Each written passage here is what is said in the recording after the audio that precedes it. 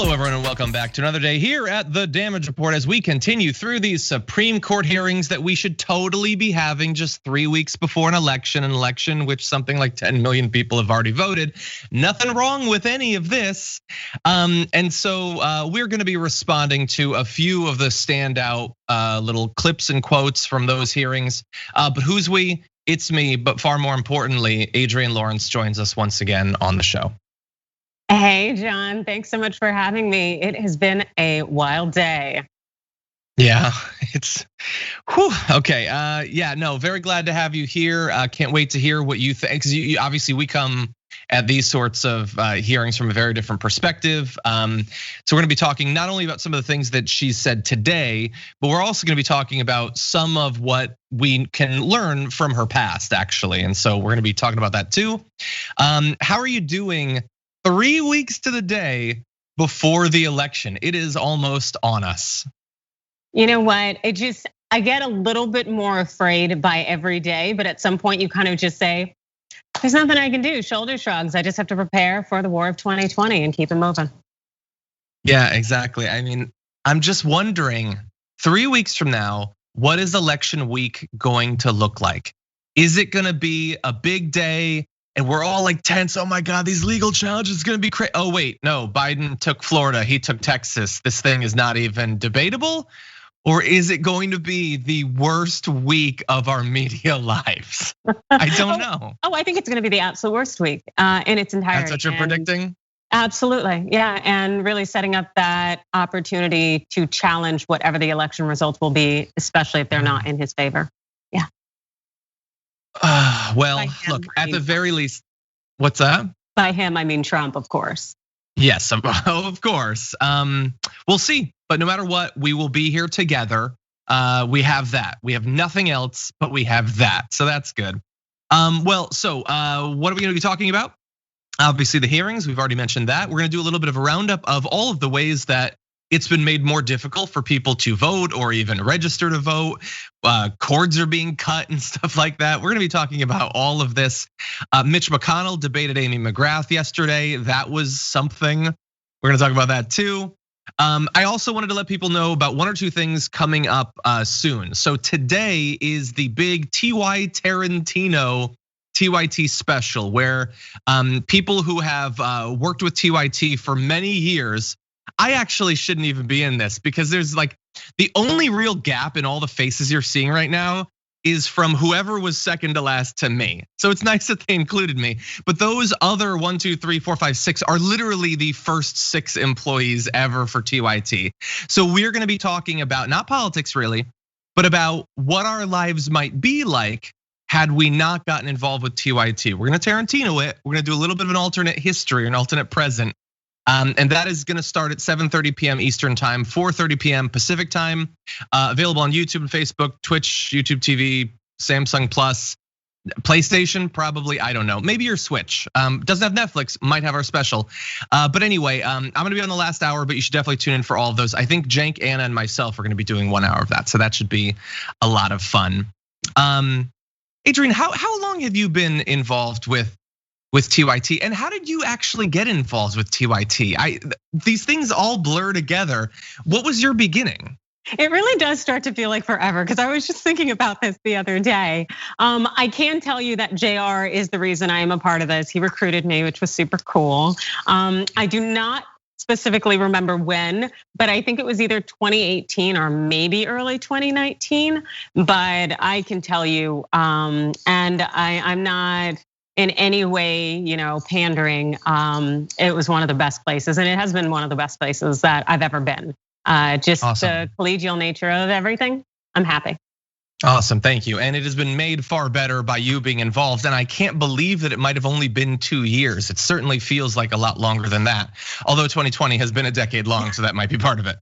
But very glad to have you here. I also wanted to let people know, yesterday on the program, we knew that the first Dragon Squad t-shirt was coming, but it wasn't ready for the show, but it is here now. So let's debut it for the first time on the show, designed by Carlos Godoy, the first ever Dragon Squad t-shirt available now.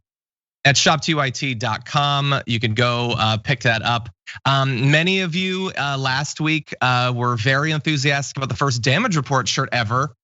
And I'm not saying anything, I'm just saying it's the best selling shirt on ShopTYT all year. No big deal. I'm just saying it's only been available for a week, but it's the biggest, it's the best. Thank you for making that happen. Let's see if we can get the Dragon Squad t-shirt up there as well. That'll be a strong message sent to ShopTYT that there's an appetite. But anyway, there's other stuff we're gonna be talking about. We actually gonna debut a little bit later on the show. Editor Cassie put together a Pets of TDR mashup of all the different pets that have shown up on the show. So we're gonna be showing that a bit later on. I don't have my dog here to show, but we are gonna be showing some digital fur babies a little bit later on. And with that, you ready to do this thing, Adrienne? Let's get it going, I can dig it. Awesome. One last thing. Please hit the like button if you haven't already. Share the stream. You can send in messages, super chats, tweets, all that, and we'll be responding as we go. And now, let's do this thing. We are in day 2 of the Supreme Court nomination hearings for Amy Coney Barrett. And you should be tuning in so that you can find out all of the different things that she won't tell you what she thinks about or how she'll rule or literally anything. If you want to learn nothing, tune in live. But that doesn't mean that we haven't learned anything, just mostly through her not opining. So as an example of that, here's an important one. What does she think about Trump trying to delay the election? Sort of as a placeholder for all these questions about what Trump might be willing to do around the election. Well, here's Dianne Feinstein asking about that. Does the Constitution give the President of the United States the authority to unilaterally delay a general election under any circumstances? Does federal law? Well, Senator, if that question ever came before me, I would need to hear arguments from the litigants and read briefs and consult with my law clerks and talk to my colleagues and go through the opinion writing process. So, if I give off the cuff answers, then I would be basically a legal pundit. And I don't think we want judges to be legal pundits. I think we want judges to approach cases thoughtfully and with an open mind. Okay, so Adrienne, you're the expert. What do you think about that? How should we respond to her not? She didn't give anything away about what she thinks about Trump in the election there. Okay, so generally judges do not opine on how they would rule in the future when they are Supreme Court nominees sitting before Congress in a confirmation hearing. That is very much standard practice to punt. For many reasons. In part, it also kind of violates judicial ethics to talk about how you would rule. And so that makes sense. But for her not to address something that is outlined in the Constitution and is clear about who has the power to extend these elections, that's signaling a little bit of problems here. But there were a few other instances in which she could have answered something because it is a set fact and she decided to punt. Yeah, so look, you're being very fair there, and I get it. She can't, it would to say, can he do that, sounds specific, but in reality, it's probably not very specific, and she would need to know the ins and outs of the blah, blah, blah, and specifically all that stuff. But she didn't say anything about the role of the president in affecting the timing or nature of the election. Like, she wouldn't give anything away. And while I agree that obviously she can't say certain things, at a certain point, as we're gonna go through more of these that she won't say what she actually thinks, it makes me wonder then what is the point of these hearings if she won't give us any idea of what her philosophy is other than some sort of vague assertion that she's going to go with the original word of the Constitution. The original word of the Constitution, which by the way would leave her unable to vote, let alone hold a seat on the Supreme Court, which seems like an implicit acknowledgement that there are fundamental problems there that maybe we should continue to look into. She's gonna pretend that we don't have to, while obviously missing that big one. Others remain. So what's the point of these hearings? Is it just supposed to be her weathering the storm until they get to put her on there? Is there no role for the people to actually learn who these people that they don't get to vote on that are gonna hold that position for 50 plus years actually believe about all this? You know what? I believe that this is an opportunity for them to see how she operates under pressure. It's a question of whether members of Congress are going to do anything with that information. We got to see how Brett Kavanaugh was handled in his very juvenile antics and aggressive behavior and nastiness. That should have told members of Congress enough about how they need to vote when it comes to him being a nominee. And we get to see her, Amy Coney Barrett, up here. And also we get to see the lengths to which her knowledge, the breadth of it. And it is expansive. And also, again, she's not working off of any notes. And also her ability to recall, to articulate, to have these conversations, to remain poised. Those are things that you would want from a judge. And so she definitely has more of the performative behavioral aspects down, which is something that members of Congress take into account. Yeah, before we move on to other issues that she wouldn't tell us what she actually thinks about, I am curious what you think about the concept that she's gone around about originalism, how she's going to interpret. My issue for a very long time has been that one, there's like you can say that is your judicial philosophy, but there's nothing in the Constitution that says that judges need to look at the Constitution in that way. So hypothetically, that just seems like your choice, man, to me. The other is that it seems as if they're saying, I'm going to go with the specific wording of the Constitution, but the Constitution is notoriously vague and ill-defined on very important topics. Now, I've never been to law school. I don't really know anything about anything, but those seem like pretty big issues. No, and you're absolutely right. It is completely the judge's choice in terms of what kind of legal theories they want to apply and the lens that they want to use. And she chooses to use the lens of this originalist thought of let me put myself in the position of the framers of the Constitution and figure out how they would have interpreted things. And that can be very limiting in part because, well, we know the original framers were white men who enjoyed oppression and hypocrisy. And so to actually put yourself in their positions and then use that to interpret the language of the text itself is very problematic because we no longer live in a world where their mentality should be dominant. And she also uses something that Gorsuch uses, which Scalia did use as well, which is this textualism, which means I'm gonna look at the plain language of what's written in those words. And the problematic nature of that is that you are literally just taking the plain language. Not a big deal, or not a big fan of legislative history in terms of what did Congress say about this behind closed doors or in hearings to try to understand what they meant from this word. Instead, let's just see what the plain language is. And that is also very limiting. It's a very hands-off approach, both of them, originalism and textualism, but this is what she prefers. Yeah, and I would argue that I think it's just a smokescreen. Like you can't take the plain language of all of the various references to political speech in the Constitution when whole technologies didn't exist. The plain language has nothing to say about these things because the people who were writing this could never have conceived of these technologies or platforms or anything even existing, let alone the fundamental issue of just saying, let's just go with whatever these guys wanted when many of them owned slaves, raped slaves, dueled and murdered people. There are some fundamental ethical issues with them as individuals to begin with. Yeah, I have an issue with it. I on the content of the video that we saw though, I only wanted to add once more, it's not gonna come as news to anyone watching the show, but it's in the top 3 biggest issues, and it's the number 1 short-term issue with Amy Coney Barrett is, I don't think that Trump would have signed off on her being the nominee if she hadn't been very explicit about what she was going to do with any election related cases that came before her. If she's railroaded onto the Supreme Court in the next week or 2, and then he starts challenging things. That's me again as a legal nobody.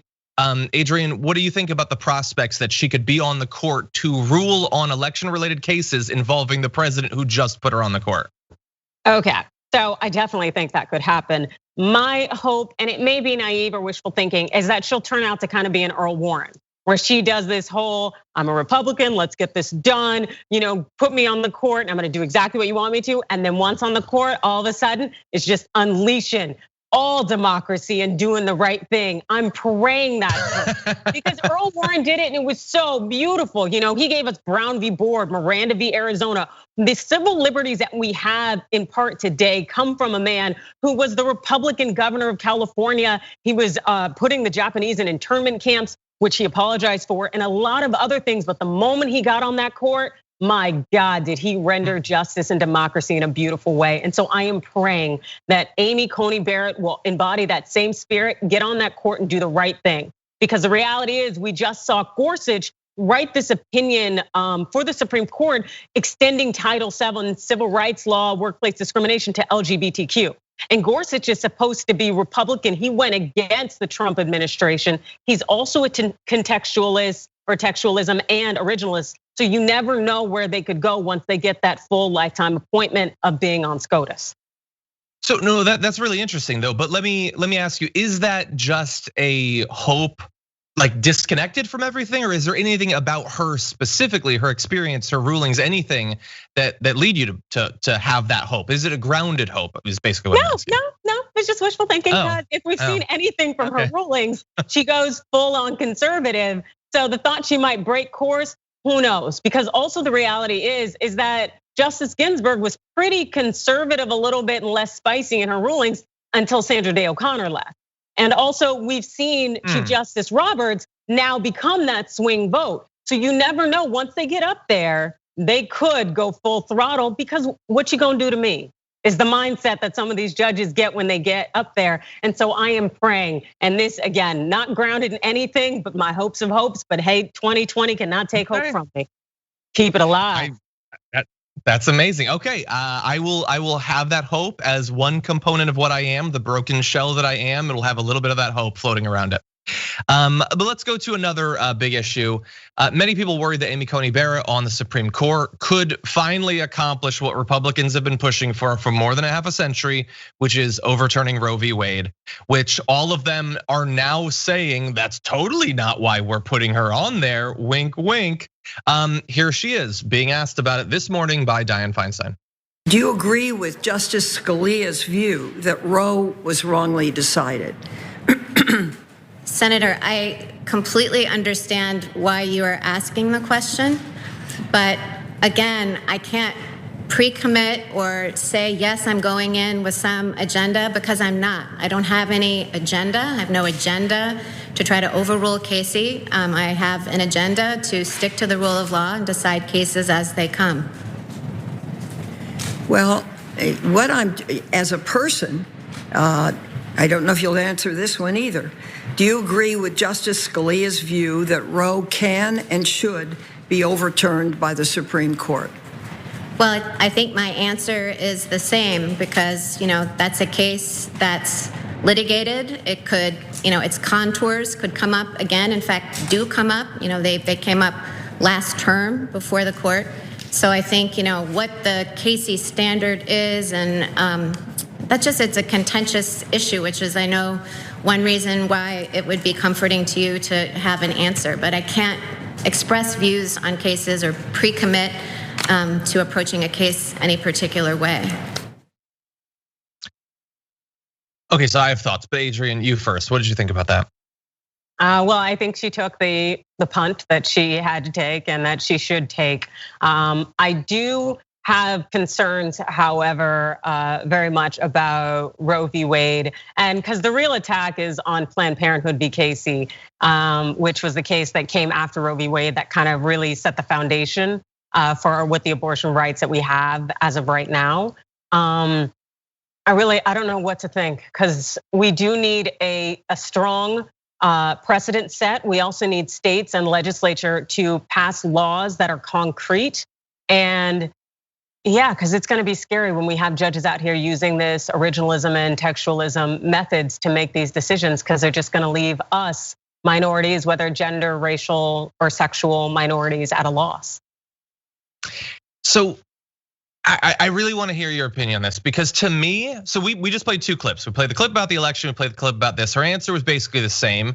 And it seems like the evasion is, I can't pre-commit to a particular decision. Okay, that's fine. But those questions were not the same. One was, if a case about Trump specifically delaying the election comes to you, what do you think about that? That's a hypothetical. It's sort of asking you to pre-commit. Asking you if you think that a 50-year-old Supreme Court decision was wrongly decided is not pre-committing to any particular pending or future case. It is a sort of, I would assume there's not a single person who's graduated law school, has become a judge, is thinking about getting on the Supreme Court that doesn't have an opinion on whether Roe v. Wade was rightly or wrongly decided. She has that opinion. She just won't tell us what it is. We know what like Scalia said not long ago, but she won't tell us. So for me, that answer is absolute BS. That is just trying to hide what you think about Roe v. Wade, not pre-committing to any particular case, but hiding what you view about an entire area of law. What do you think about that? And I think you're absolutely right, because she does have a decision. The thing that I think she's avoiding getting into is the nuance with that decision. Because if you were to ask me if a landmark decision was rightly decided or wrongly, there are different understandings of what's right and wrong. If we're talking legally, did they follow stare decisis? Did they follow all of the line of cases that had already been touching upon this issue? No, they broke away from it. That's how we got these monumental decisions like Brown v. Board and Miranda v. Arizona and Roe v. Wade, because you had a court that decided, nah, we're gonna spin things up, we're gonna change it now and do what we know to be right based on what the people need, because we essentially can't wait for Congress to pass the right laws. But legally, the decision, no, it wasn't done correctly because it didn't follow the rules, but it did the right thing in terms of advancing society. So you get in this nuanced situation of, well, what hat do you want me to argue wearing this? Do you want me to argue this as a person, or do you want me to argue this as a lawyer who says that the rules need to follow a certain path? And so that's where things get very difficult for these Supreme Court nominees, because it's too nuanced to have these discussions with members of Congress who oftentimes are, shenanigans, and they're looking for a good opportunity to catch you slipping so that there can be a soundbite. I don't know. For me, it's the collision between, we're gonna give you a lifetime position. This is our one chance, and it's not a chance. Hypothetically, it could be a chance. In this case, it's not a chance to decide whether you belong on the court or not. And if you get on, then you're there for, Dianne Feinstein will be dead and buried for literally decades before Amy Coney Barrett ever leaves the Supreme Court. And you're not gonna let us know what you think about very important rights that more than 50% of the American public now have access to, but that access could be taken away. That just doesn't seem like, if we got the Ro Khanna Supreme Court with every president getting to nominate 2 and they have 18-year terms or whatever, okay, maybe you could be a little bit more like Heidi with your opinions, but it's insane when the people don't get to weigh in. They're literally not even being given the option with the election that's currently ongoing, and you're on there forever. It doesn't seem like it should be acceptable that in these areas, like she knows if she wants to overturn Roe v. Wade or not. I understand that we have this mythology built up where every single human being is a base, partisan, tribal person, except for those who want to go on the Supreme Court. They don't have any goals, no ideology. They don't care about politics. They haven't supported or opposed any politicians. They don't have a dog like in the fight of any given election. They're just these angelic scholarly beings who only have philosophies. And it's just, I almost said it. It's BS. We deserve a straight answer. That's all I'm saying. I get you. But also, I really feel the system is set up so that they can't give a straight answer. And also the level of nuance that is involved.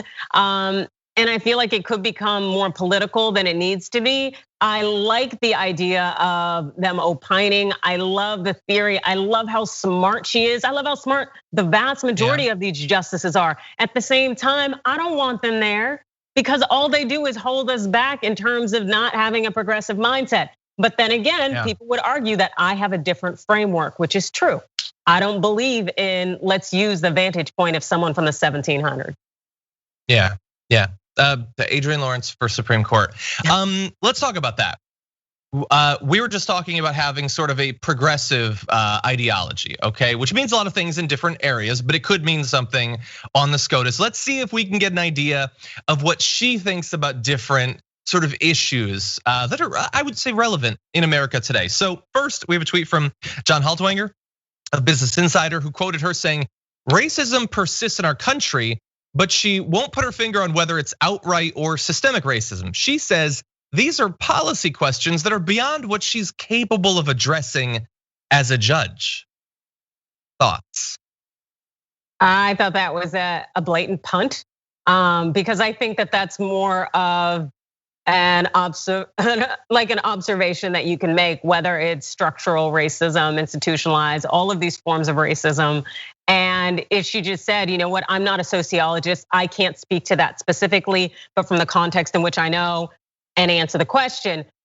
But I can't see this as being something that she could have answered and not gotten in considerable trouble for from the conservative end.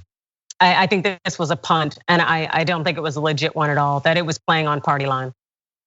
Yeah, I feel like it's much like the comparison we made between the first two videos. This isn't about a hypothetical case, isn't about a specific case. Do you think that racism is baked into the structure of American government, American society, the American economy, those sorts of things? Now, your views on that could affect what you do as a justice. We could speculate about what effect that might have, but that's a fairly foundational thing about your understanding of America. And if you won't say that you think it's there, I think it's fair to assume that you don't think that it's there. And when she goes on to say that she cried with her family over the death of George Floyd and had to explain things about his killing, as if this was the first she'd heard of it, to me, it says a lot.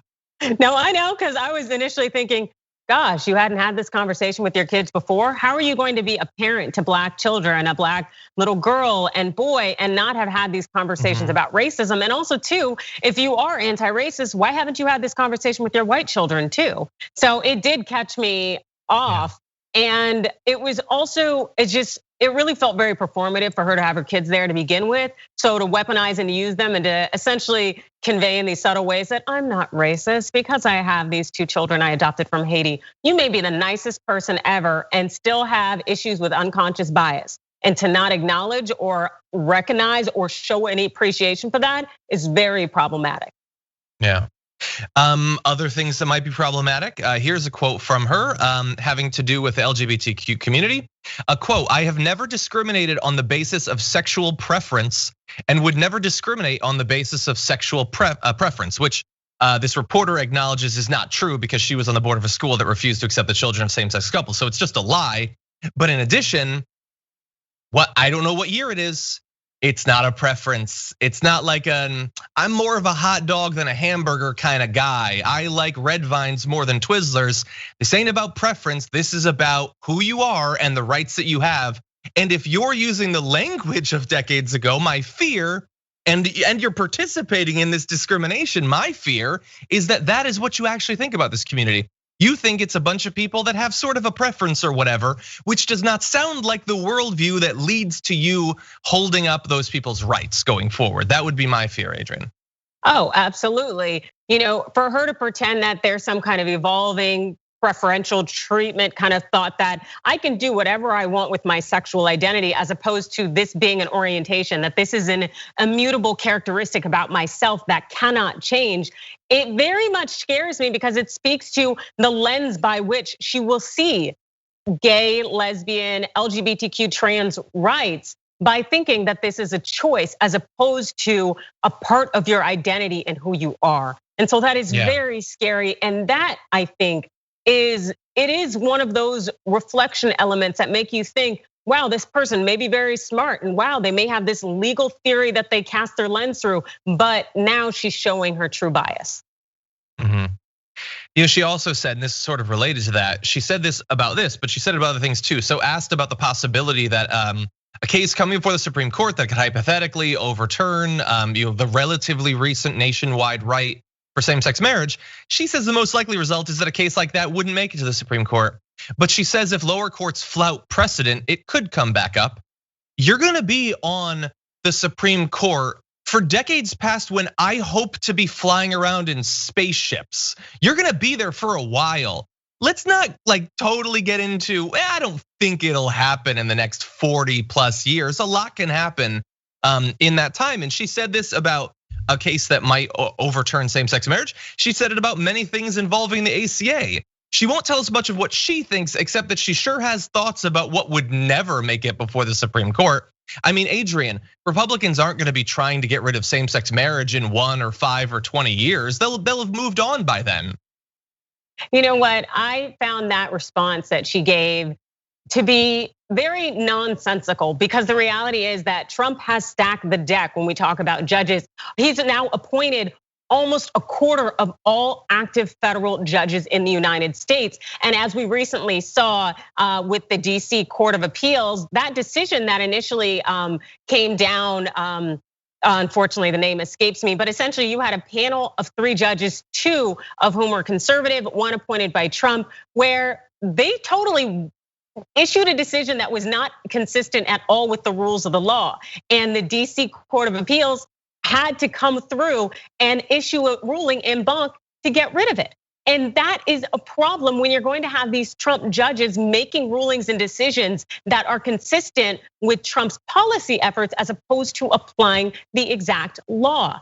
And that is what's going to happen, where we will get judges who go ahead and say, yeah, let's go ahead and allow this law to go through that, hey, it oppresses LGBTQ. And then the next judge, oh yeah, sounds good. And then it gets to SCOTUS. So it's ridiculous to act like this will never happen when Trump has stacked the judiciary. We need to talk about a relatively new show called the Republic, or UNFTR.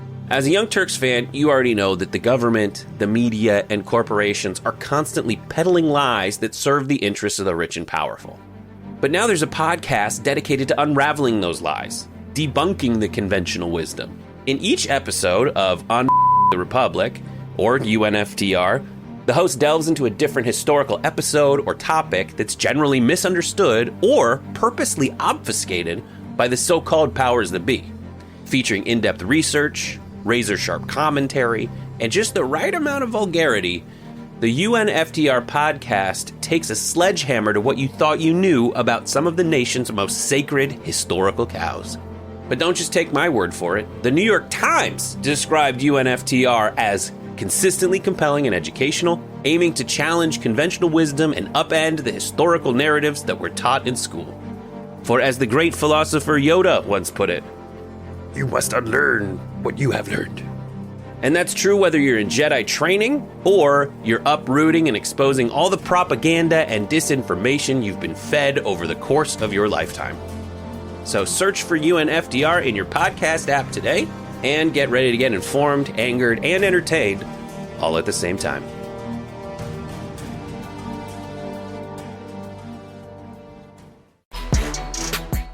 Amy Coney Barrett is being, grilled to the extent that a bunch of Republicans who just want to put her on the Supreme Court and Dianne Feinstein can do. They're doing their best, I guess. There are some topics that might not come up, but that people definitely need to know about. And one was raised that I saw on Twitter, actually, by our guest, Adrienne. So Adrienne, you had tweeted about the fact that she wrote for a unanimous 3-judge panel back in 2019 that upheld the dismissal of a workplace discrimination lawsuit by Terry Smith, a Black Illinois transportation employee who sued after he was fired. He claimed that he was called a racial slur by his supervisor, and Barrett wrote in that the N-word is an egregious racial epithet. That said, Smith can't win simply by proving that the word was uttered. He must also demonstrate that Colbert's use of this word, it's not Stephen Colbert, altered the conditions of his employment and created a hostile or abusive working environment. She seems to be implying there, Adrienne, that saying the N-word to your employee does not by itself constitute anything. Yeah, and as shocking as it may be, that is the law. The bar has been set so high by the judiciary to win on workplace discrimination claims, whether they be age discrimination, sexual harassment, or race discrimination, or all the forms of discrimination. The bar is so incredibly high. And it's set that way because, unfortunately, this is a white male patriarchal world, and the Civil Rights Act was kind of a way to appease the civil rights movement and to hopefully quell the unrest. But in practice, as in when people actually bring cases before the courts and the judiciary, the judges have essentially created this whole case law that says you really have to endure significant abuse and intolerable behavior in order to win in a workplace discrimination case. So Amy Coney Barrett was applying the law. I was very almost defensive about this point on Twitter and social media because this opinion isn't a reflection of Amy Coney Barrett. That'd be naive to think that, and it'd also be a very limited mindset of assuming she's the evil one. No, the entire state of the law is evil, and the way it is set up to work against the employee. And so we need people to understand that this is so much bigger than Amy Coney Barrett. She is merely applying the law, because the law is what is against people. Well, look, I think that you're right, but I'm gonna add a little wrinkle. So you're saying it's not her that's evil, it's the system that's evil, because this is baked into the system. But she says, I can't say whether the evil is baked into the system. So she's going along with it, but she won't even acknowledge that it's there. Exactly, because we just saw in her confirmation hearing where she was like, not gonna be able to say, is it structural, and I thought that was an unnecessary punt. And so I do see these two things as separate, but they definitely intertwine and connect. Because on one hand, in this opinion, she is applying the case law. And for her to diverge from it would potentially be problematic, or she'd just be in the dissent in this case. But when she's before the hearing and her refusal to acknowledge racism being structural, being in the system, I think that that's problematic because she's just ignoring the facts and what we know this world to be. Yeah, so look, I'm glad that you're here to add all of that context because I did not know quite a bit of this. Yeah, when she goes on to say that Smith, quote, introduced no evidence that Colbert's use of the N-word changed his subjective experience of the workplace. I guess that's the law. It seems to me like it's not up to me to say whether that changes someone's subjective experience. If they say that it does, I don't know how much evidence people should have to provide that it does. I don't think I get to decide that. I don't think that Amy Coney Barrett gets to decide that, but apparently they do get to decide that. Yeah, it's but one interesting elements. You have to show subjective that it changed your outlook, crazy. That it made you fearful of working there, that it upset you in some way. And that's the thing is the law is it can be so nuanced at times and also so particular. But of course, the judges are the ones that say whether you have it or don't have it, and they'll call you out on little things, or maybe they'll give you a pass on it. And that's unfortunate. So one extra thing, and now I'm actually very interested to see what you hear about this, although you're probably well aware of this. Justice Brett Kavanaugh, then serving as a federal appeals court judge in Washington, D.C., said one utterance was enough, quote, but in my view, being called the N-word by a supervisor suffices by itself to establish a racially hostile work environment. The epithet has been labeled variously a term that sums up all the bitter years of insult and struggle in America, pure anathema to African Americans, and quote, probably the most offensive word in English. No other word in the English language so powerfully or instantly calls to mind our country's long and brutal struggle to overcome racism and discrimination against African Americans. In short, the case law demonstrates that a single sufficiently severe incident may create a hostile work environment actionable under federal anti-discrimination law. So that's all Brett Kavanaugh. So based on what you've said, he's wrong there?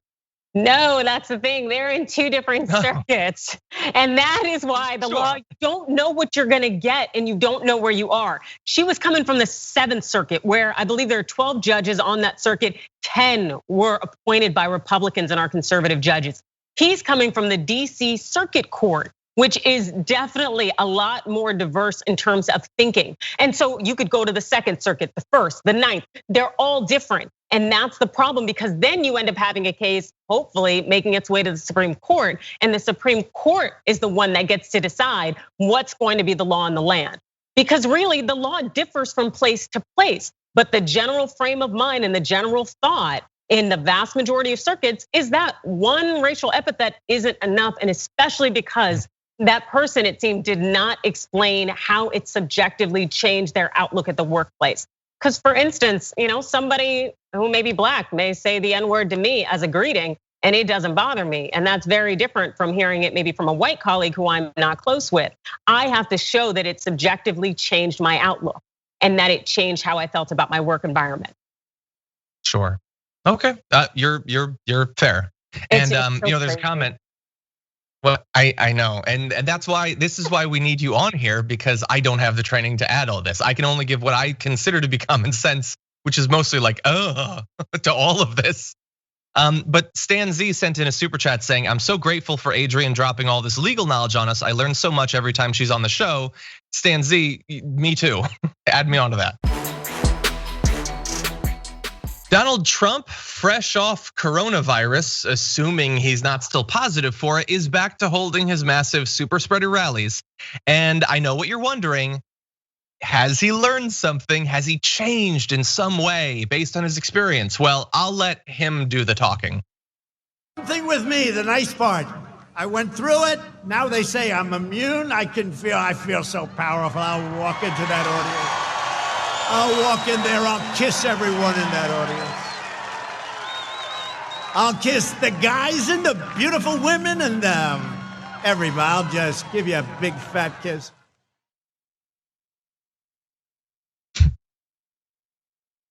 I don't know what is wrong with him. I don't know if it's the steroids. I don't know if it's just him being him. That was a bunch of nonsense and it makes me sad. Fundamentally, on a deep level, it makes me sad.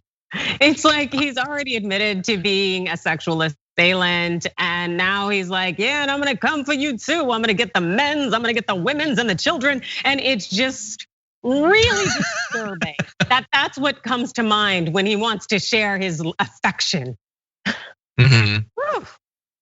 Yeah, to be fair, he didn't say the children. I don't want the QAnon folk to go crazy. Oh, good point. Although on a related note, he did respond. Someone tweeted him about how they're trying to take down Christopher Columbus and he's a great American. And Trump tweeted very positively about Christopher Columbus, who I'm an Italian, so I get to criticize Christopher Columbus. And I just think it's weird, as I tweeted earlier this morning, that in the days of QAnon and all the Save the Children stuff, that they are so committed to worshiping Christopher Columbus, who literally raped children and trafficked them as gifts to his workers.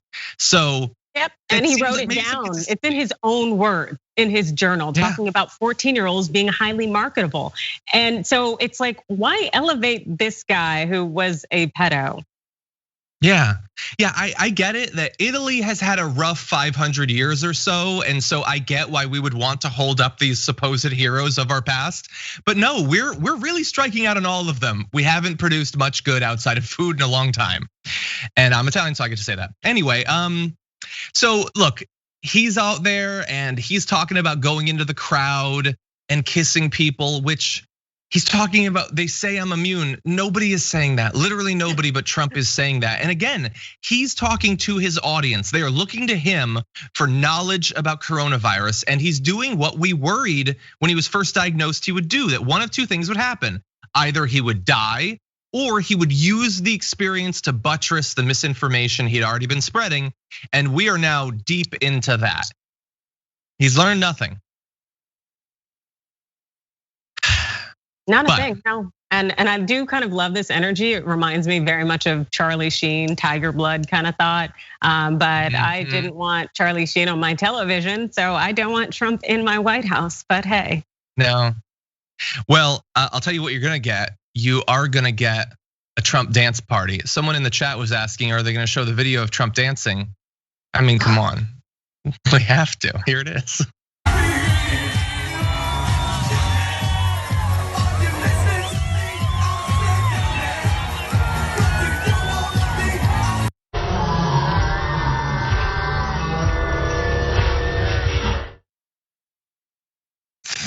Thanks, I hate it.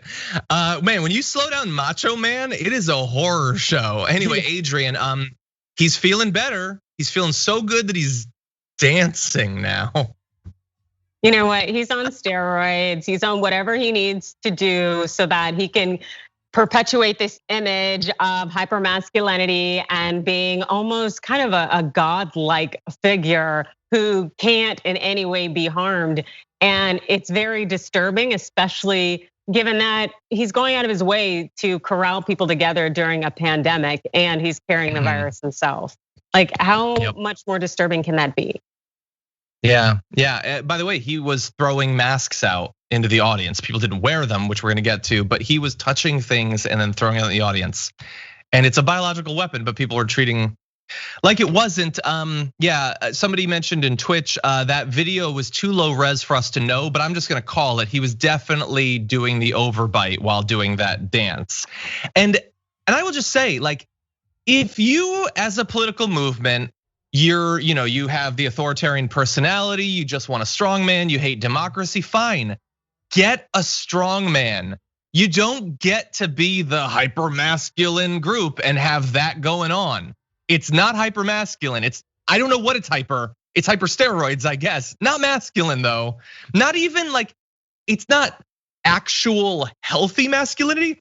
It's not even old school toxic masculinity. I don't know what that is. It's not any of them. It's disturbing, that's what it is. But I would like to see which, members of our legislature and lawmakers actually have moves. It'd be nice if someone actually broke it out and you were just like, damn, is this where we are today? That would be refreshing. I could use that in 2020. Do you have any guesses? Shucks. Oh Lord, some of them scare me. Yeah, no, AOC probably is beat. I wouldn't be surprised. Well, she's the only one we have video of. Yeah, it's true. Maybe we have her college days video that they literally thought that video of her dancing happily was going to take her down. We come from such different worlds, really, such different worlds. But anyway, yeah. Oh, by the way, I do want to add one thing though. So we're having a little bit of fun, and Trump is saying crazy things. He's dancing like a madman. But let me just say one thing that will cause the audience to probably be mad at me. It's like I was saying the whole time. Look, for all of that, it's totally true. He didn't learn anything. He's still spreading misinformation. But you can't say that he doesn't look recovered for the most part. Like, he may still be infected, but the guy did talk for a long time. He was yelling, he was sweating profusely and everything, but that's not new.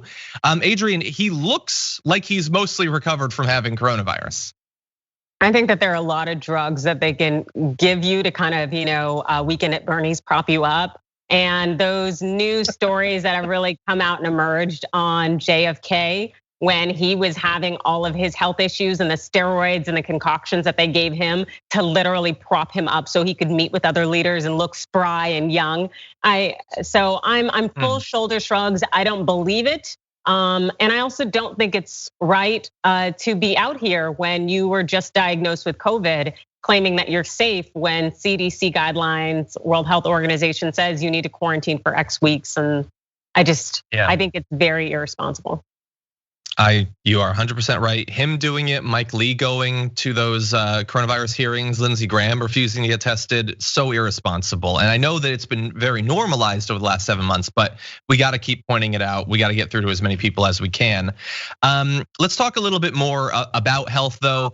There aren't a lot of reporters apparently following Trump on the campaign trail. That's like the new reporting of the last few days, is that they just don't think it's safe, so they don't want to do it. But CNN does have a reporter, Gary Tuchman, who went to yesterday's rally. And we've got 2 videos of Gary Tuchman that I really want to play because I think he did a great job. The first is his brief discussion of the level of COVID safety, the safety measures at that rally. Take a look. Now, if you thought that people would be more careful at Trump rallies after hearing that Donald Trump had the coronavirus and that there was a super spreading event at the White House, you would be incorrect. Hundreds and hundreds of people lined up outside in the broiling sun for hours today here in Sanford, Florida. There was no social distancing, and I would say about 90% of people did not have masks. Everyone had their temperature checked. They were given hand sanitizer, and they were also given masks, but there was no mandate to wear them. And most of those masks were put in pockets or put in purses, never to come out again. We talked to a lot of people who decided not to wear masks. So Adrienne, like the campaign did what they've done. They made the things available that are necessary, but the people just aren't using them apparently. Oh, well, yeah, we're gonna blame the people when he started, from pretty much the jump back in March of saying, oh, we don't need these things, they're excessive. Also, we see that he doesn't consistently use a mask, he often takes it off. He's associated wearing a mask with masculinity, which is just too much irony that goes on there. And so he's already set up this base who they don't think they need masks. They think that they are infallible and that nothing's going to happen to them. So why should we expect them to wear it? Yeah, you're 100% right. And actually, I'm glad that you said that about Trump's role in this, because when we play the next video, there's gonna be a direct shout out to that. Let me just briefly say, I don't know if this video is even gonna be, if we're gonna be able to upload it to YouTube because it has music in the background. I don't go to Trump rallies, I never have. I need to talk to Emma. Is there a moment where they're not playing Macho Man? That wasn't the same moment because it was dark in the dancing video, but they're still playing Macho Man. have they listened to Macho Man? Do they understand the socio-political context around that? It's not saying what they think it's saying. Just like Born in the USA, listen to the lyrics of a song once in your life, right wing. You might learn something. Art is amazing when you try to understand it. But anyway, they're not gonna wear the masks. So that same reporter, Gary Tuchman, decides to ask them, why are you going to this rally maskless when the virus is everywhere? House recently where so many people who were outside an event got coronavirus, including the president ended up with coronavirus. That doesn't concern you? No. Why doesn't it concern you? I'm healthy. I have no underlying health issues, and that seems to be the people that are most prone to getting the disease. If you have an The president was healthy too, though, and he had to take a helicopter to the hospital. Right, he had good medical care, right? Yes, well, You'd have care that good? No, but I take care of myself. Why not just put on a mask? What's the difference? No, a mask can actually do more harm than good to individuals. It'll do more harm. It can, because people have almost can faint because there's too much carbon dioxide going back into their system. That's a big problem. People fainting all over the country from masks and dropping dead. Well, it just enough people are getting ill because they're wearing a mask. Really? So yeah. Where does that come from then? You common sense. Do you believe you won't get sick from it?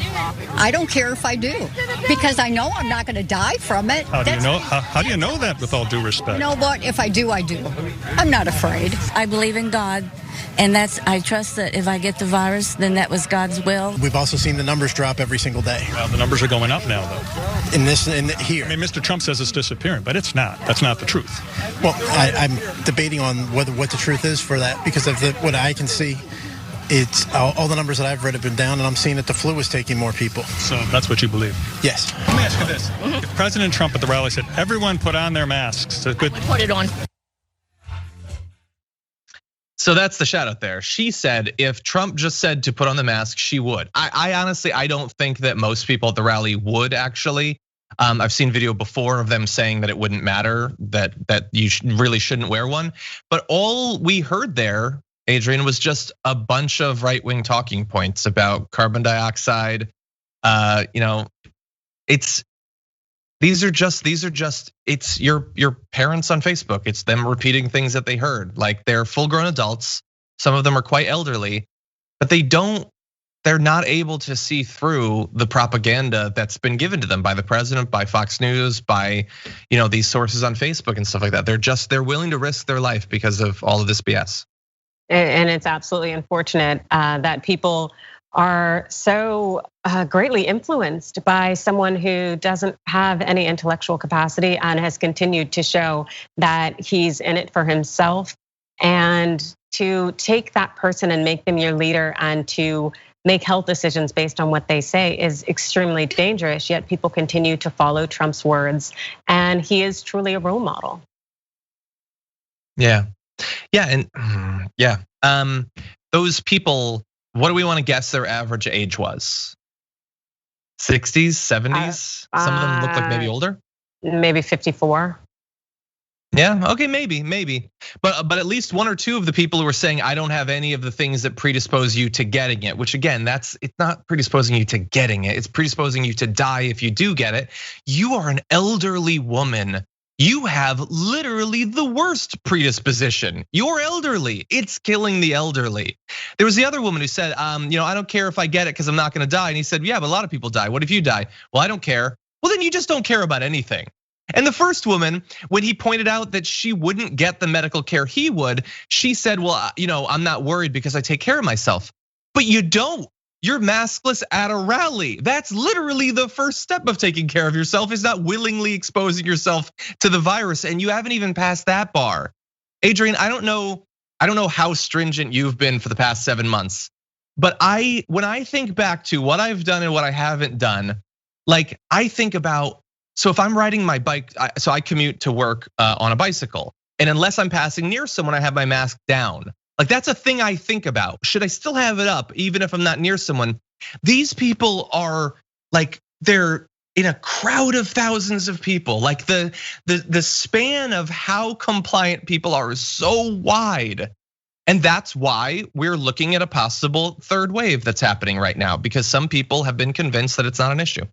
Yep, and they're gonna continue interacting and living their lives as if there is no global pandemic. And it's unfortunate just how much we're seeing this wave and movement toward the denial of science, which is unfortunate because I think before in the US, there was some big concern about the denial of religion and things you couldn't see. But when it comes to science, it was always thought that these are grounded facts. These are things we know to be the truth. And now people have completely relinquished all sense of reason for these things that were supposed to be kind of the base, could not be in any way removed or underpinned. And it is very, very scary when you can't get people to even understand facts.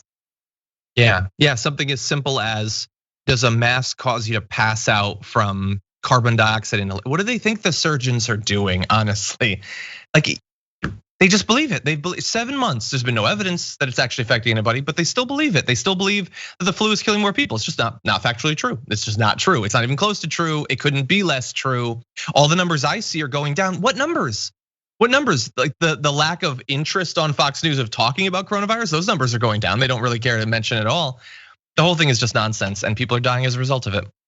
People who are not gonna have, the stem cell derived super medicines that Trump got access to for free through socialized government healthcare, they're not gonna get those things, they're gonna continue to die. Early voting has begun in any number of states, which means early vote waiting has begun in any number of states, with videos going around showing people waiting 3 hours, 9 hours, 11 hours. And those videos are so deeply depressing that in the richest country in the history of riches or countries, that we would force some of our citizens, not all of them, bear in mind, some specific citizens to wait for 11 hours. Adrienne, have you seen those videos going around of the long lines? I have, and I can't imagine because I don't wait in line for anything. So that's a hell of a thing to have to spend hours out of your day there. Yeah, I can't conceive of it. The longest I think I've ever waited to vote was back at UConn for like an hour or two, maybe. And I live in Culver City, California. It takes me, once I think it took me 30 minutes. Sometimes I just walk in, I walk right in, I walk right out. Because it's not actually complicated if you put the money into it, as a government. But when you don't, when it's particular areas and you have no interest in those people voting, then you get these incredibly long lines. And so I don't like waiting in lines any more than you do, Adrienne, but those people have a difficult choice. Do they have their voices be heard or do they not? And the cost is significant for a lot of people that need to work. They can't, it's not easy to take off 11 hours for anybody. But in addition to those long lines, we're also seeing some good news, but mostly bad news about people's voting rights. So originally in Texas, the governor done this thing where he was going to place a cap on one ballot drop-off box in every county, with a county being this interesting thing where some counties have 5,000 people, some counties have 4 million people, but they're each gonna get one ballot drop-off point. Now, thankfully, a court overturned that and said you could have any number of those. Well, now we've reached the next iteration. In a ruling issued late last night, a federal appeals court upheld Governor Gregg Abbott's order that limited counties to one mail-in ballot drop-off location. A 3-judge panel of the 5th US Circuit Court of Appeals, all appointed by President Donald Trump, rejected arguments from civil and voting rights groups that claimed Abbott's order suppressed voting rights by making it harder to cast a ballot, particularly for elderly and disabled voters who are most likely to use mail-in balloting. In reality, the judges said, Abbott expanded voting options by suspending a state law that allows mail-in ballots to be hand-delivered only on election day. So because he put the one in each county, he's actually awesome. The limit, let's not worry about that. He gave them one, isn't that something at least? You know what? This would speak to why Amy Coney Barrett's originalism, textualism, kind of framework is problematic, because they're rigging the entire electorate system. And thus we end up getting these laws that just keep the oppression going. And then when you have judges who are like, I'm just gonna read it as it's written, it does not reflect the will of the people. And in this situation here, we have a stacked court that is very pro-Trump. And so of course they are going to create a situation in which those from minority communities or economically oppressed communities don't have full access to the right to vote, because we also have to remember they've drawn district lines, they've drawn county lines. They know what favors them, and they continue to push these laws, ordinances, and create these opportunities for them to stay in power by essentially suppressing the vote. Yeah, it seems crazy to me that 3 judges that he gave their positions get to rule on possibly something that could affect enough votes that a state that is tied in polling right now and could totally determine the election hypothetically, they get to decide if people have an easy time voting or a difficult time voting. It's insane to me that that's allowed, but it's allowed, and they love Trump, so why are they not going to do that? Why not? There have been some states, by the way, multiple states have tried to limit ballot drop-off locations or the amount of time that they can be out there. In some states, I believe in Ohio, judges ruled that they could remain. And who knows? I mean, if the Supreme Court ends up taking up this one, which way are they gonna? I mean, you've already got 2 people on the Supreme Court right now as a result of Donald Trump. Who knows how they would rule on that? And if Amy Coney Barrett gets on in a week, if it makes it to her at that point, how would she rule? She definitely shouldn't rule on it at all, but she's not saying that she'll recuse herself. So the chance remains that she could get as involved as these 3 Trump appointed judges are. Absolutely, and that's something that we all know, it very much realize. And Amy Coney Barrett's response this morning when asked if she would recuse herself, and her thought of, I need to talk it out with the other justices. If she actually means that and holds steadfast to it, I hope the other justices would say, nah, you need to sit this one out. Yeah, you would hope.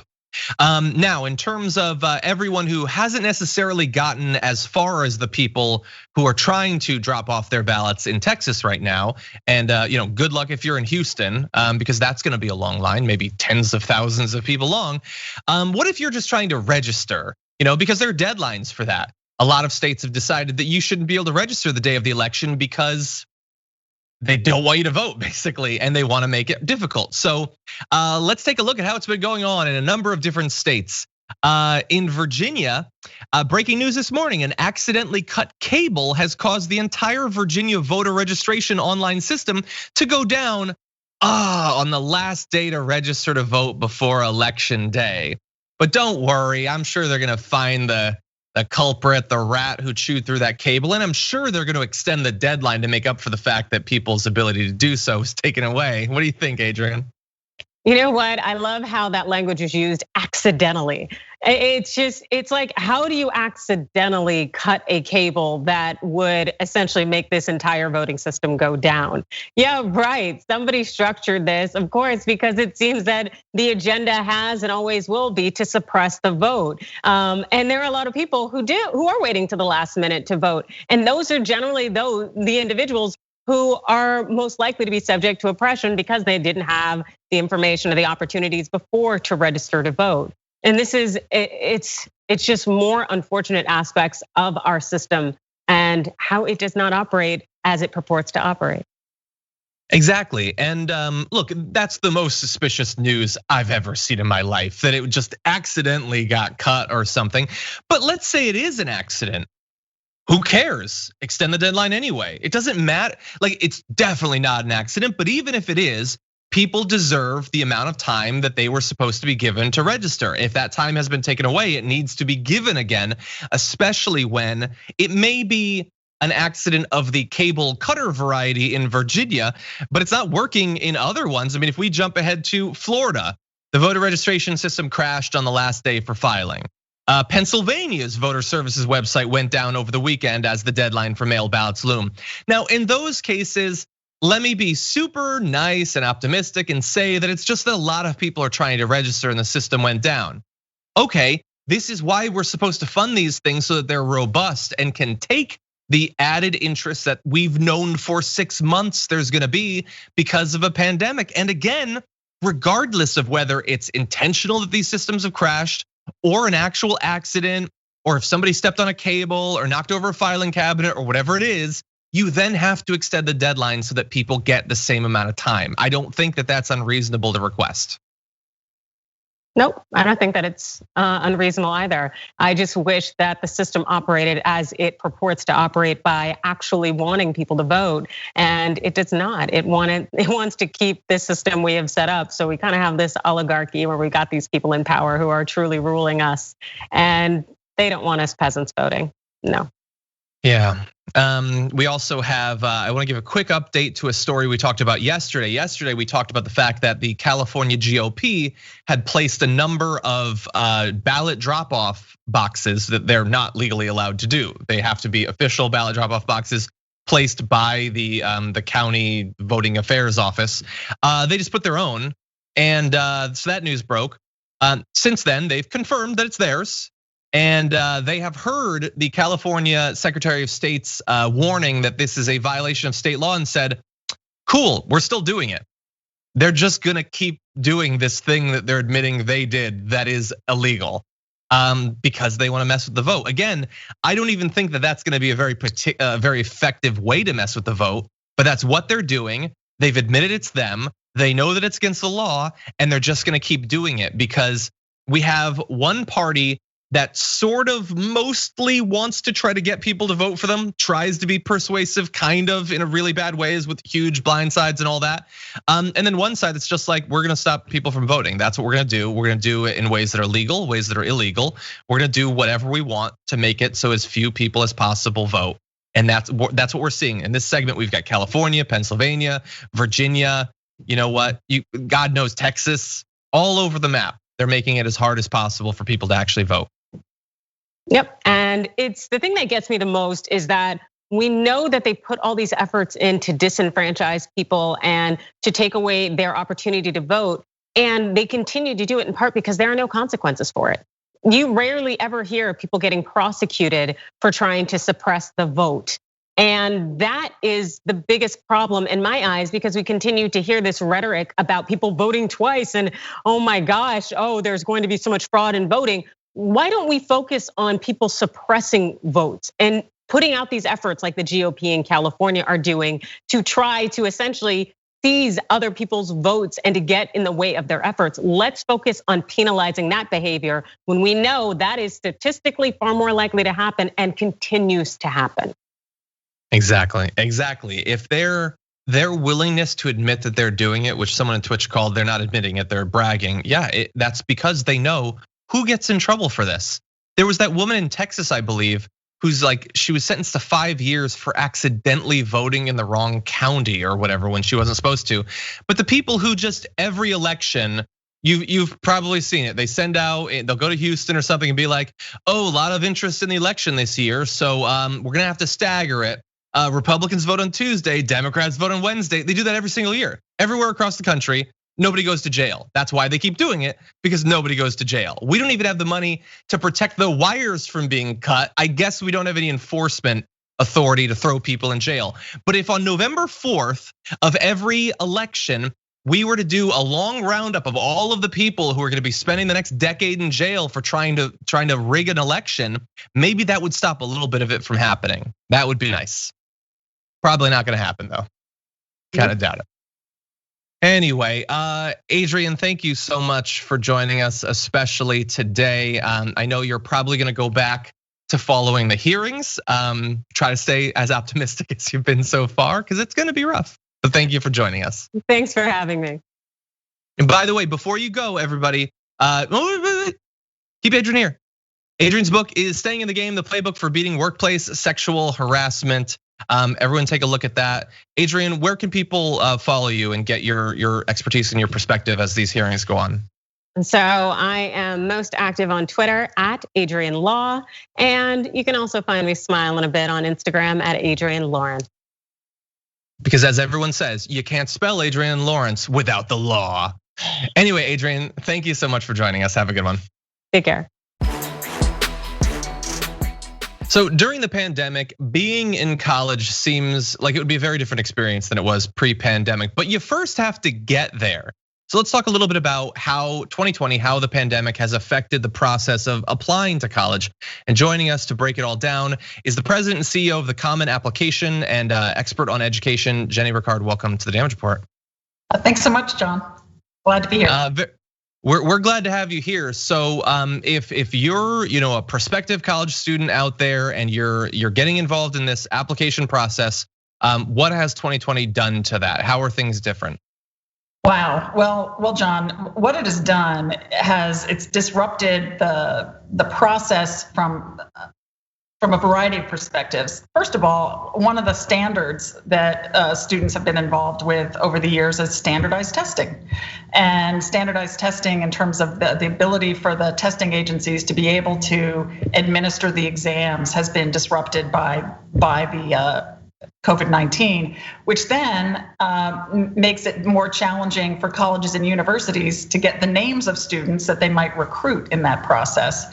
It has also led to more institutions deciding to remove standardized tests from their criteria, given the fact that so many students won't be able to have access to that, which is then creating, I think, some confusion and speculation on the part of students about, well, maybe I'll have a better chance of getting into a school if I don't have tests or if they're not looking at tests anymore. So the traditional criteria that students have been able to assess whether they may or may not get into a college is changing for them as well, because they're not going to have that same test score that's in the mix. Yeah, very reasonable. What I'm wondering is, do we have evidence yet where we can say definitively how the disruption itself, the prospect that you might not be able to actually go physically to college that might influence people's applications? Do we have any idea yet of how much all of this together might be affecting not just like how many schools each student applies to, but whether they apply at all? Is this affecting the overall, like the number of people transitioning from high school to college this year? Yeah, well, I'm worried in terms of this application season. We already know that there are declines in enrollments for this particular year in terms of students who got admitted last year who may not have enrolled this year or decided to delay their enrollment. But in the application process so far this year, our early numbers at Common App are showing change and a decline for students. As of now, we have probably about a 5% decline in applicants as of right now, which is significant because typically we added 40 new colleges to our membership this year. We have over 900 colleges and universities who are members of the Common App. And so to have a 4% decline when you've added is significant. And this is also the time of year when we typically have more applications, a higher increase, because it's the beginning of the school year and there are early deadlines starting October 15th and then November 1st that tend to draw a lot of applicants. Yeah. So to see that is showing to us that there are changes. We also have seen some declines in first generation college students and fee waiver eligible students. So that we're looking out for that. Yeah, I'm glad that you mentioned that about the fee waiver students, because I remember back a billion years ago when I was applying to colleges how expensive the process was, and we not only have the pandemic, we have tens of millions of people losing their jobs, and it's a significant expense. I know that there has been some education aid that was provided, 6 months ago when the government last did something about the pandemic. Was there any money that was provided to ease the cost of going through this process? Was that a part of it? That's a great question, and it would have been up to the individual colleges and universities to decide where they wanted to allocate that funding. But I do know, and I've seen just over the past couple of days, a number of schools deciding to waive their application fees this year. Don't have the data yet at Common App of our 900 members, but I do know that about half of our members already do not charge an application fee. And so the other half do. And to use the Common App, since we're a nonprofit membership organization, it's free for a student to use the Common App. It's the individual schools that charge application fees. So I don't know if there was funding, there was not funding directly to that, but it's up to the institutions to make that decision. Okay, that's a very important distinction to make. Now I know that there was a change made to the Common App this year. Could you walk us through that? Yeah, definitely. At this moment of reckoning about race and equity in education, we are taking it very seriously what our role might be as part of the system in terms of putting up barriers for students in terms of access. And so we've been looking at our questions on the application to make sure that we're not doing that. And if we are doing that, what changes can we make? And when you look at school discipline disproportionately impacts low income and students of color, particularly Black students. Black and Latinx students Black students are in K-12 are 4 times more likely to be disciplined than a white student. And that inequity can persist when you go into the college application process and there's a question about it. I think about the student who thinks the odds are already stacked against them, thinking that, here's yet another thing, and they get to that question and they give up. Because school discipline has been shown when students are suspended, they're less likely to graduate from high school, less likely to go to college, and more likely to enter the criminal justice system. So when we did a review of external and internal data, we found, what I just said about the disproportionate impact on Black students, but also the fact that Black and Latinx students, for the same disciplinary issue, are more likely to be removed from school than a white student. And our own data showed that students who answered the school discipline question were less likely to complete or submit their application. Oh, wow. And that the students who answered yes to that question, again, were disproportionately Black and Latinx. So from our vantage point, removing that question from the common portion of the application is a step towards chipping away some of these this evidence of sort of systemic barriers that we have erected in the process. So we're looking forward to hopefully our members can still ask it on their own applications, but we're doing everything we can to educate them about this disproportionate impact on students of color and particularly Black students. That seems to make all the sense in the world, seems like common sense. And so in America, my spider sense goes off. What has the reaction been like since that change was announced? Yeah, we just announced it. And the schools have been receptive. I've not actually gotten any pushback from institutions. We do have education sessions that we're providing. And our goal again is to have fewer schools choose to ask it on their supplemental portion of the common application. I can tell you that last year was the first year that after which we had removed the criminal history question from the application. It used to be, again, a common question, but we removed it. And half of our members decided to ask it. So that means half of them chose not to.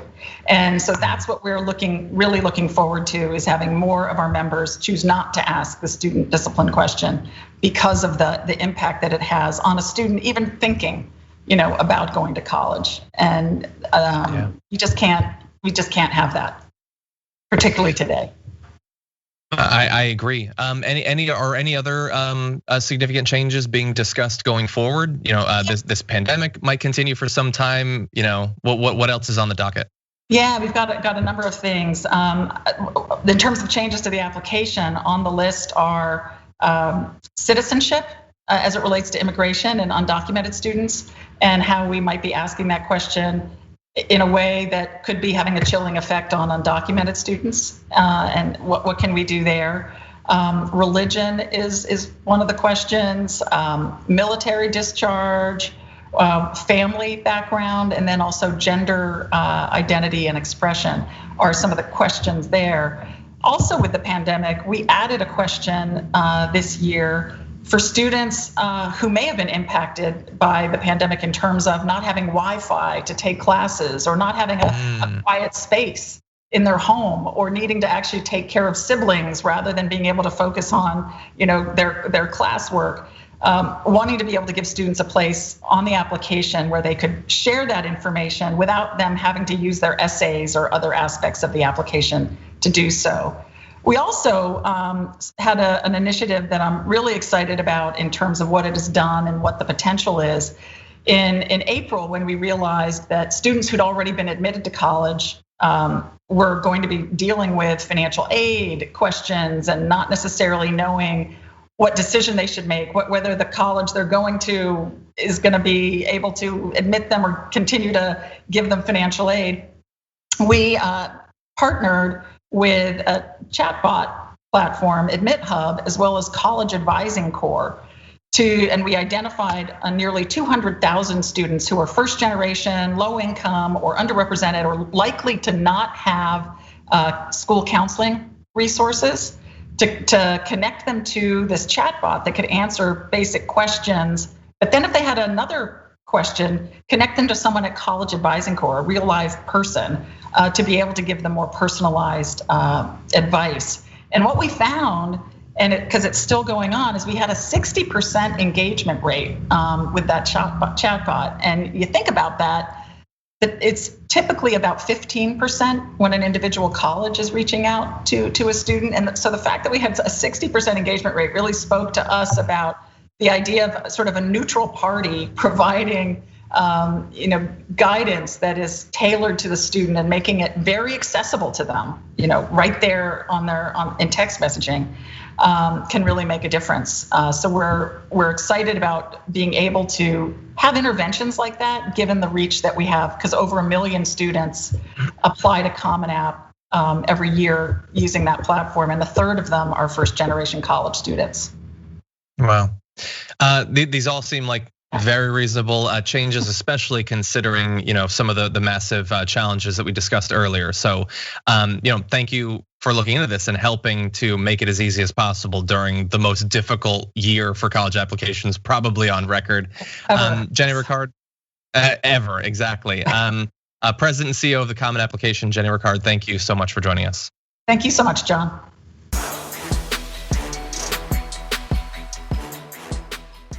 Thanks for listening to the full episode of The Damage Report. Support our work, listen ad-free, access members-only bonus content, and more by subscribing to Apple Podcasts at apple.co/TYT. I'm your host, John Adarola. I'll see you soon.